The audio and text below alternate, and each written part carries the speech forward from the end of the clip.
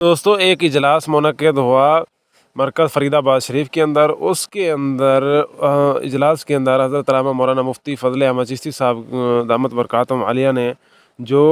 फ़ैसला फ़रमाया, हुक्म फ़रमाया, वो आप तक पहुँचाना जो है ना इस पैगाम का मकसद है। उससे पहले जो है ना नए दोस्तों को, पुराने दोस्तों को तो मालूमात है, नए दोस्तों को थोड़ा सा अर्ज़ करने के लिए साहब का हालात से अर्ज़ करूँगा। उसके बाद वो जो उस्ताद साहब का हुक्म है वो आप तक पहुँचाऊँगा।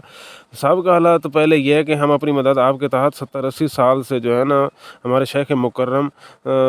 ख्वाजा महबूब फ़रीद चिश्ती दामत बरकातुहुम आलिया और उनके बराबर अकबर ख्वाजा मोहम्मद शफ़ी चिश्ती दामत बरकातुहुम आलिया की ज़ेर निगरानी और उनकी तरबियत से माशाअल्लाह पूरी दुनिया के अंदर अपनी मदद आपके तहत कुरानी औराक, मुक़द्दस औराक के तहफ़्फ़ुज़ के लिए हम काम कर रहे थे। हमारे खादिमीन जो हमारे दोस्त अहबाब हैं वो काम खिदमत कर रहे थे। तो कुरानी औराक को बतौर दफ़न, कुरान पाक सिपारे और कैदों को बतौर दफ़न महफूज़ कुरान माशरिफ़ के अंदर और दीगर जो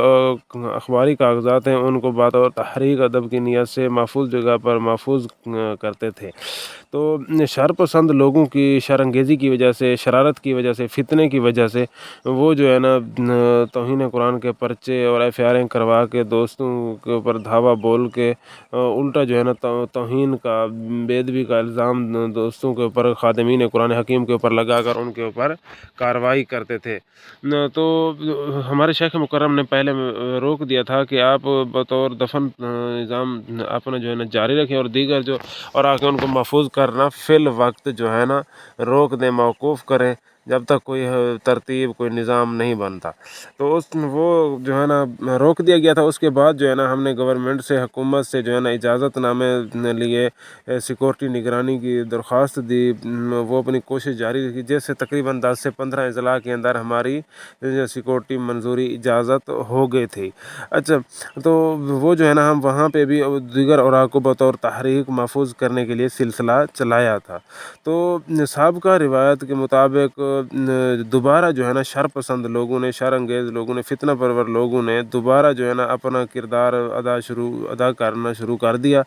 और इस काम को रोकने की, क्योंकि उनको ज़्यादा आग लगी कि पहले तो हमने ये काम बंद करवाया, क्योंकि इस काम माशाल्लाह इतना अजीम और इसकी बरकत इतनी है कि इसके फ़ज़ाइल इतने जो बयान से बाहर हैं। तो साफ ज़ाहिर है जो मुनाफिक लोग होते हैं, जो दीन के दुश्मन लोग होते हैं और शैतान की पैरवी करने वाले लोग होते हैं, वो इस काम को रोकने की कोशिश करते हैं। पहले भी उन्होंने किया, एफ़आईआरें करवाई और बाद में भी इस तरह के लोगों ने अपना किरदार दोबारा अदा करना शुरू कर दिया। जब हमारे शेख मुकर्रम तक ये बातें पहुँची तो शेख मुकर्रम ने दोबारा जो है ना इजलास बुलाया और इजलास के अंदर ये फ़ैसला किया कि अब जो है ना इस काम को दोबारा जो है ना हम मौकूफ़ कर देते हैं, क्योंकि कहीं पे जो है ना गवर्नमेंट हुकूमत जो है ना निगरानी, सिक्योरिटी जो मुकम्मल तरीके के साथ है वो नहीं दे रही और कहीं पे जो है ना शर पसंद लोग दोबारा जो है ना फितना की कोशिश और फ़साद फैलाने की कोशिश कर रहे हैं। तो फितने, फ़साद और अमन व अमान को कायम रखते हुए इस काम को फ़िलहाल जो है ना बतौर तहरीक महफूज़ करने के तरीके को फ़िलहाल मौकूफ़ कर दें, ये फ़ैसला हुआ था। तो ये मेरा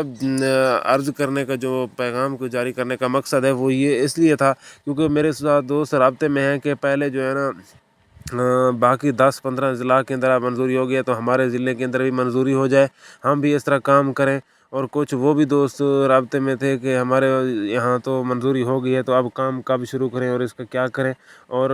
ये भी था। और दूसरा इस पैगाम का मकसद ये भी था, जो लोग महफूज़ औराक हमें महफूज़ करवाते हैं, भेजते हैं, मुसलसल वो राब्ते में और कह रहे हैं कि औराक हमसे उठवाओ, तो जो दीगर कुरानी औराक को तो हम महफूज़ कर रहे हैं, अपनी मदद आपके तार, सिपारे, कैदे और कुरान पाक को महफूज़ कर रहे हैं। जो दीगर औराक हैं उनको महफूज़ करने के लिए हमारे पास जो है ना वो फ़िलहाल हमने काम को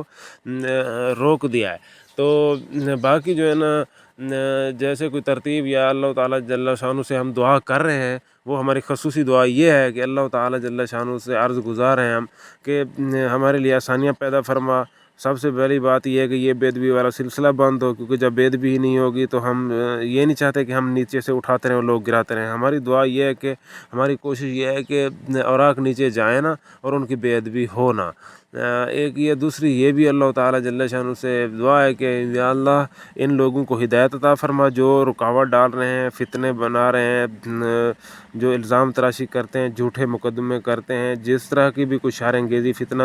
بازی کرتا ہے، اللہ تعالیٰ ان کو ہدایت دے۔ اگر ان کے نصیب میں مقدر میں ہدایت نہیں ہے تو جیسے اللہ تعالیٰ نے کچھ لوگوں کو عبرت کا نشان بنایا ہے، جس بندے نے خادم قرآن کے اوپر فتنہ